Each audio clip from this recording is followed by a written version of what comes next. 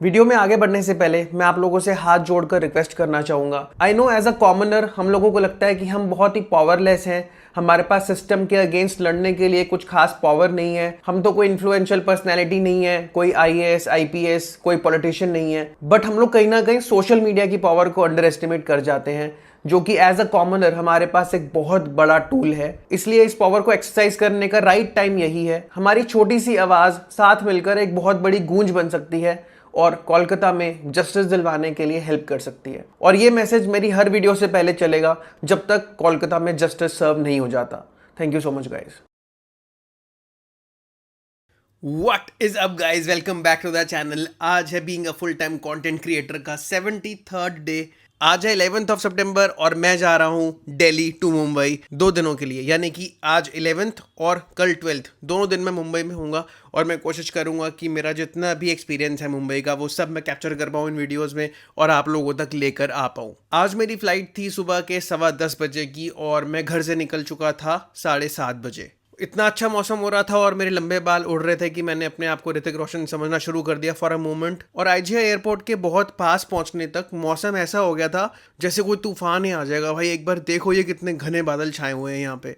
मुझे लग रहा था कि कहीं फ्लाइट ही डिले ना हो जाए, बट थैंकफुली बारिश हुई, बट ड्रिजलिंग बस।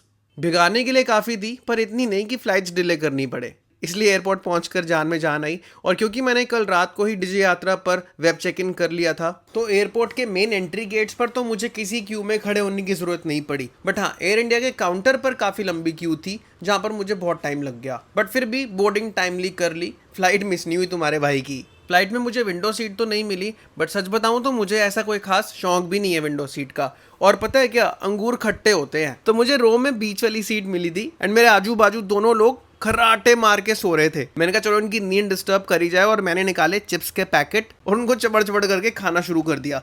बट सरप्राइजिंगली फिर भी उन दोनों की नींद नहीं खुली। और क्योंकि मेरी फ्लाइट में मील इंक्लूडेड था तो लगभग 1 घंटे बाद खाना भी आ गया। इडली सांभर उपमा, ये तो मेन कोर्स में, एंड साइड्स में उन लोगों ने एक पाव और बटर भी सर्व किया एंड डिजर्ट में मैंगो योगर्ट। खाने का टेस्ट एवरेज था टू बी ऑनेस्ट। और दिल्ली से मुंबई का सफर सिर्फ 2 घंटे का है और उसको भी हमारे कप्तान साहब ने 10 मिनट छोटा कर दिया था। इसलिए देखते ही देखते मुंबई कब आ गया पता ही नहीं चला। मुंबई एयरपोर्ट बहुत ही सुंदर बना हुआ है। मैंने अभी तक डोमेस्टिकली लगभग 5 एयरपोर्ट्स एक्सपीरियंस करे हैं एंड आई वुड से कि ये टॉप 2 में आता है उनमें से। अच्छा बना हुआ है यार, काफ़ी अच्छा बना हुआ है।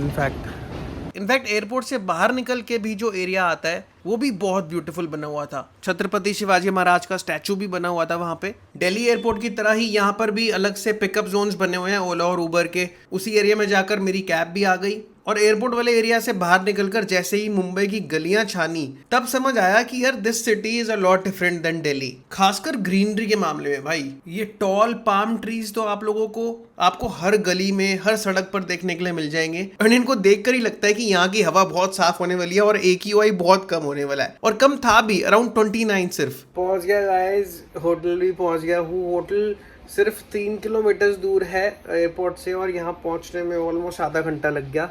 पहले मुझे लगा था कि कैब जो है ओला वो ज़्यादा फेयर दिखा रहा है, 380 रुपीज़ आ रहे थे उसके, तो मुझे लगा कि बाहर निकल के एक बार ऑटो पता कर लेता हूँ। फिर मैंने सोचा छोड़ो यार ओला ही करते हैं, कन्वीनियंट है। ओला करी और यहाँ पर आकर रियलाइज़ हो रहा है कि बिल्कुल सही डिसीजन था, क्योंकि भाई ऑटो में आता ना इतनी ज़्यादा गर्मी हो रही है, इतना ज़्यादा चिक होती, कुछ कहने की इतनी, इसलिए बेस्ट डिसीजन था कि भाई यहाँ पे ओला ले ली। एंड बहुत थका हूँ, थोड़ा सा सोता हूँ, उसके बाद उठ के कंटिन्यू करता हूँ vlog. What is up guys, welcome back to the channel. भाई सो के उठ गया हूँ, ऑल्दो 1 ही घंटा सोया हूँ, पर भाई बहुत फ्रेशनेस हो रही है, बहुत फ्रेशनेस फील हो रही है, क्योंकि यार 1 घंटा भी ना एकदम से रिकवर कर दिया मेरी बॉडी का पूरा सिस्टम।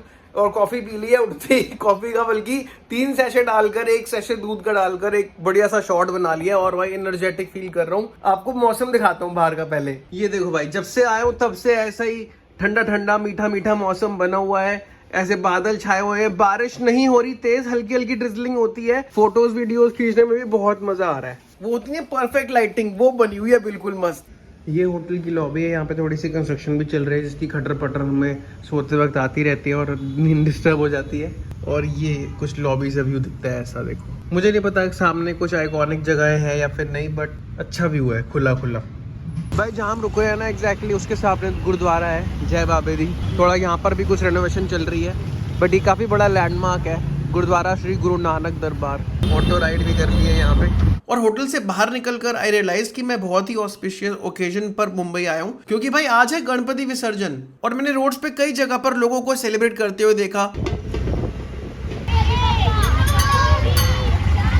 एंड क्योंकि मैं जुहू बीच जा रहा था तो वहां पर रास्ते में भी बहुत सारे लोग ट्रक्स में, टेम्पूज में गणपति जी को विसर्जन करने के लिए लेकर जा रहे थे। और सच बताऊं, जुहू बीच जाने का मेरा मेन मोटिव था वहां पर सनसेट एक्सपीरियंस करना, पर मैंने अपने मोस्ट ब्लिसफुल ड्रीम में भी कभी नहीं सोचा होगा कि मैं गणपति विसर्जन एक्सपीरियंस कर पाऊंगा, वो भी right at the Juhu beach.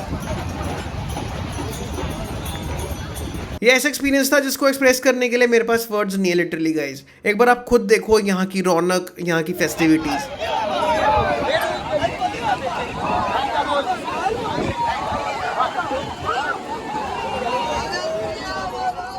And I couldn't help but become a part of this once in a lifetime experience.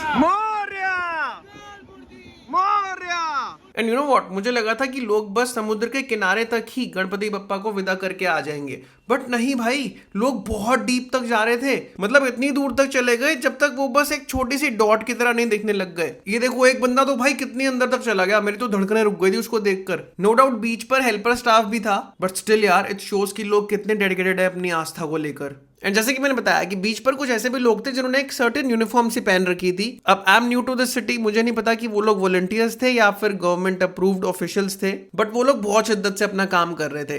जैसे बाय चांस कोई फूलों की माला पड़ी हुई है तो वो उठा रहे थे, साफ कर रहे थे साथ साथ। एंड ये देखो, ये कितने क्यूट से गणपति कोई छोड़ गया बीच पे यहाँ पे, तो उन वॉलंटियर्स ने उनको उठाकर अपने सही स्थान पर भी पहुंचा दिया। एंड गणपति विसर्जन एक्सपीरियंस करने के बाद मैंने जुहू बीच पर सेकंड मोस्ट मैजिकल एक्सपीरियंस करा, और वो था the infamous Juhu beach sunset. I could literally see the sky changing colours right in front of my eyes. ऐसा लग रहा था कि मैं किसी पेंटिंग का पार्ट हूँ। It was so full of colours. आधी जगह पर पानी के वेव्स का कलर व्हाइट नजर आ रहा है, आधी जगह पर ब्लू नजर आ रहा है। It was purely magical guys. Beach की मार्केट के जस्ट एडजेसेंट एक टेंटेड पंडाल भी लगा हुआ था, जहां पर गणपति जी की काफी बड़ी सी मूर्ति भी थी। मैंने अंदर जाकर माथा टेका, ब्लेसिंग्स ली, एंड देन वहां से बाहर आकर जुहू बीच की मार्केट भी गया। मार्केट में बहुत रौनक लगी हुई थी भाई, एंड सभी स्टॉल्स में कोई ना कोई कस्टमर तो खड़ा ही था। फिर चाहे वो पानी पूरी का स्टॉल हो, जूसेस एंड शेक्स का स्टॉल हो। मैंने एक जूस वाले स्टॉल का मेन्यू उठाया because I was feeling thirsty, but भाई प्राइसेस देखकर तो मेरी हालत खराब हो गई। तो फिर मैंने डिसाइड किया कि अब होटल की तरफ चला जाए, क्योंकि काफी लेट भी हो गया था। एंड होटल जाने के लिए मैंने ओला से ऑटो बुक करवा लिया। मेरे होटल से 2-3 बिल्डिंग्स पहले ही कुछ खाने के स्पॉट्स भी थे, और वहीं पर ही गुलाटी स्वीट्स नाम की शॉप भी थी, जहां पर समोसे और पानी पूरी मिल रही थी। मैंने कहा यार, मुंबई आए और पानी पूरी ना खाई तो क्या खाक मुंबई आए। इसलिए पहले एक समोसा ट्राई किया ताकि दिल्ली की इज्जत भी तो बचा सकें, और फिर पानी पूरी ट्राई करी। एंड भाई, मुंबई की पानी पूरी में एक यूनिक मुंबईया टेस्ट है। ऐसी पानी पूरी मैंने और किसी सिटी में ट्राई नहीं करी। स्टफिंग के लिए बूंदी भी थी, भुजिया भी थी, थोड़ा सा आलू प्याज भी था। मतलब एक बहुत ही यूनिक सा ब्लेंड ऑफ टेस्ट था जो मेरे मुंह ने एक्सपेक्ट नहीं किया था, टू बी ऑनेस्ट। थोड़ा सा स्पाइसी लगा जितना मैं खाता हूँ उससे, बट ओवरऑल सुपर्ब यार, मजा आ गया। And just when I thought कि Mumbai can not surprise me any more, well एक पल को ऐसा लगा जैसे कोई पुराना यार मिल गया हो। अगेन ऐसा लगने लग गया कि मैं किसी ड्रीम वर्ल्ड में आ गया हूँ। भाई कैट्स इतनी फ्रेंडली कब से होने लग गई। दिल्ली की बिल्ली तो 1 किलोमीटर दूर से भाग जाए, और ये कैट तो मेरी गोदी में आने के लिए रेडी थी। तो इसको as a token of love मैंने अपनी पानी पूरी भी ऑफर करी, बट वो उसने ठुकरा दी और मैं एक लुक ऑफ डिफीट लेकर वापस आ गया। और क्योंकि बाय दिस टाइम मैं बहुत थक चुका था, तो डिनर के लिए मैंने डिसाइड किया कि जो मेरे होटल के अंदर ही रेस्टोरेंट है उसी में डिनर करके ऊपर चला जाऊंगा। एंड डिनर में मेरा कुछ चाइनीज खाने का मन था, तो मैंने यहाँ पर एक हक्का नूडल्स ऑर्डर करी, और इसका टेस्ट बिल्कुल दिल्ली की हक्का नूडल्स जैसे था, नथिंग डिफरेंट।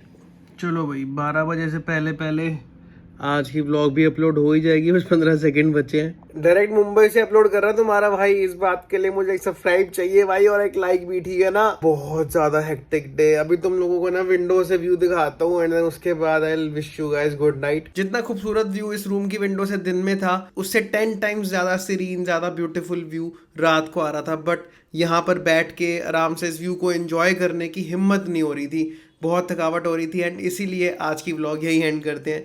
मिलते हैं आप लोगों से कल की व्लॉग में, तब तक के लिए आडियोस।